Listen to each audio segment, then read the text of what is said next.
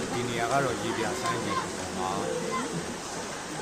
ဒီမှာခလေးကူးတဲ့နေရာလည်းရှိတယ်ဒီကူးတဲ့နေရာလည်းရှိတယ်ဒီခလေးကူးတဲ့နေရာတော့ဒီလေးတွေရှိတယ်ဟိုဘက်မှာဒီဟိုဘက်ချမ်းမှာဆိုလို့ရှိရင်ဒီကူးတဲ့နေရာရှိပါတယ်ဒီကူးတဲ့နေရာအားပြီးတော့ရှိတယ်ဒီဘက်မှာဆိုရင်ကနာပြီးချက်ရှိတယ်အကွာလေကောင်းတယ်ဒီကြီးရလည်းမဆိုတော့တန်တယ်ဒါပေမဲ့ family picture တော့မရဘူးပေါ့တယ်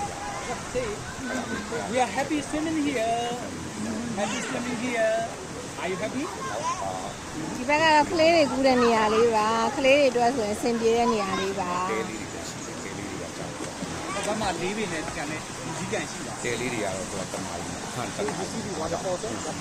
is cascading. ဒါက ဟိုဘက်ကတော့ရေဒီကွန်ကျတဲ့နေရာရယ်နောက်ဒီဘက်မှာ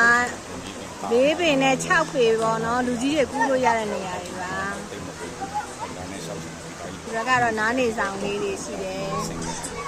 တော့ဒီနေရာတော့ပေါ့ ဒါတော့ဟိုကွန်ပျူတာတွေတောက်ပြီးတော့နားနေလို့ရတယ်ပေါ့နော် အခုညအခုစားတွေပါလေလဲမယ်ဆိုတော့ဒီမှာအခုလဲနေပါရှိတယ် ဟိုဘက်မှာတော့တဲလေးတွေရှိတယ် ဘက်မှာနောက်မှလမ်းနေရတာတဲ အဲ့တဲလေးတွေကတော့ဟိုပတ်စံပေးပြီးတော့မှနေလို့ရတယ်တဲ့သူကတနာရီကို9000တဲ့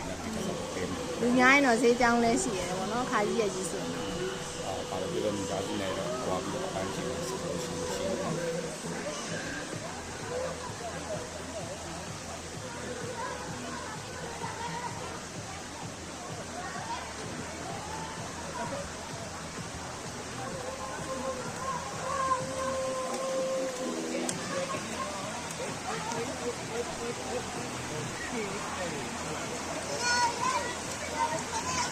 ဒီတာဖာနဲ့ကတော့မှရေထဲမှာသဘောတွေကျနေရပေါ့လေ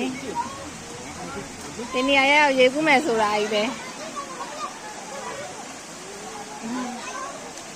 ဟိုင်းဟိုင်း Okay, let's take let's swim like this again, Mama.